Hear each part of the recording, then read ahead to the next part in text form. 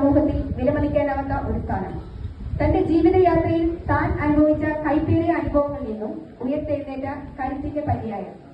തന്റെ ആദ്യ രചനാ സമാഹാരമായ എന്റെ പട്ടിക്കുട്ടിയിലെ മാണിക്യങ്ങൾ എന്ന പുസ്തകം ചേർത്ത് പിടിച്ചുകൊണ്ട് നമുക്ക് സ്നേഹം അറിയിക്കാൻ എത്തുന്നു കുമാരി നീതി ആര്യ.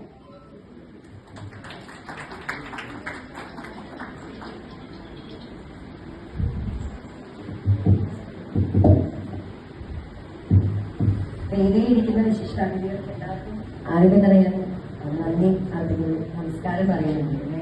ഞങ്ങളുടെ ഒരു സ്പീച്ചെന്ന് പറഞ്ഞ് അതുപോലെ ഒരു ഞങ്ങളിൽ നിന്ന് പുറത്തേക്ക് വന്നിട്ടില്ല. ഓരോ നോട്ട്ബുക്കുകളും, കാരണം ഞാനിപ്പോഴും കയ്യിൽ നോട്ട്ബുക്കും പേനയും കരുതുന്ന ആളാണ്.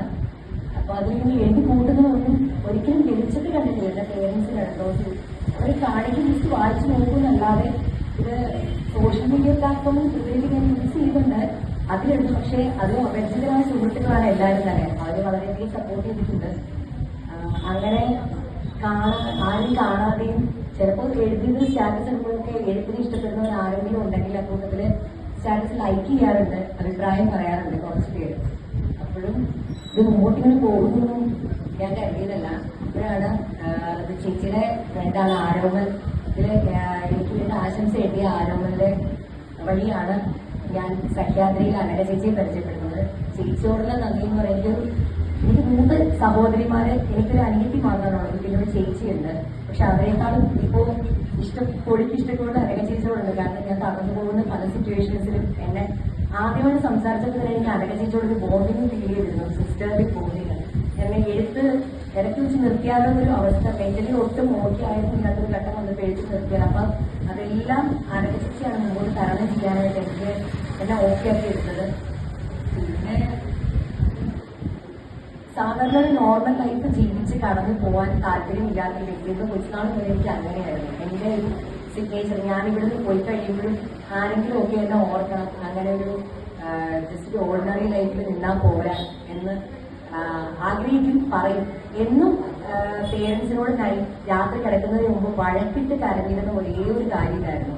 രാവിലെ എണീക്കുമ്പോൾ രാത്രിയിൽ കരഞ്ഞ് ഉറങ്ങി കണ്ണുകളെ ഇരുമിച്ചിരിക്കും രാവിലെ എണീക്കുമ്പോൾ. അപ്പൊ എന്നും ഇവിടെ തർക്കമായി കഴിയുമ്പോഴത്തേക്കും അവർക്കും തോന്നിയത് സാധാരണയോട് വിട്ട് കളയുന്ന പോലെ അല്ല ഇത്. ഇപ്പം സ്കൂളുകളാണെങ്കിലും കൂട്ടുകാരും തന്നെ ഇല്ല, എപ്പോഴും പുസ്തകം, ലൈബ്രറി അതിനകത്ത് തന്നെ ആയിരുന്നു.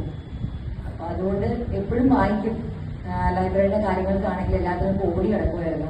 അതുകൊണ്ട് തന്നെ സൗഹൃദങ്ങൾ അങ്ങനെ ചുരുക്കമാണ്. എന്തോ എഴുത്തിനോട് ഇഷ്ടമാണ്. കാരണം ഞാൻ ആദ്യമായിട്ട് കണ്ട എഴുത്തുകാരൻ എന്ന് പറയുന്നത് എന്റെ അച്ഛനാണ്. എന്റെ പപ്പ ഇപ്പം ഇവിടെ ഇല്ല, അവിടെ വന്നിരുന്നു. അവിടെ അത്യാവശ്യമായിട്ട് തിരിച്ച് വീട്ടിലേക്ക് പോകേണ്ടി വന്നു. പപ്പയാണ് ആദ്യം എഴുത്തിന്റെ ലോകത്തിന്റെ ഗുരു എന്ന് തന്നെ പറയാം. ആളെ എഴുതും, നന്നായിട്ട് വരയ്ക്കും. പക്ഷെ അതൊന്നും ഇന്ന് ഈ ലോകത്തിന് മുമ്പിൽ ആൾ കാണിച്ചിട്ടില്ല. കാണിക്കാൻ അവസരം ഉണ്ടായിരുന്നു, പക്ഷെ നഷ്ടപ്പെട്ടു പോയ ഒരാളാണ്. ആൾക്കൊരു നോർമൽ ലൈഫിലേക്ക് മാറേണ്ടി വന്നു. അന്നത്തെ കുടുംബ സാഹചര്യങ്ങളും കുടുംബ പശ്ചാത്തലങ്ങളും കൊണ്ട് അങ്ങനെ ആയിരിക്കാം. അന്നത്തെ കാലത്ത് ആളെ ആരും സപ്പോർട്ട് ചെയ്യാൻ ഉണ്ടായിരുന്നില്ല. ഒത്തിരി പ്രയാസങ്ങൾ അനുഭവിച്ച് സാധാരണ ഒരു ഗ്രഹനാഥനായിട്ട് മാറേണ്ടി വന്ന ഒരാളാണ് എന്റെ അച്ഛൻ. 2 ദിവസം മുന്നേ ആണ് അച്ഛൻ അന്നത്തെ കാലത്ത് എഴുതിയതും വരച്ചതൊക്കെ എടുത്ത് കാണിച്ചിരുന്നു.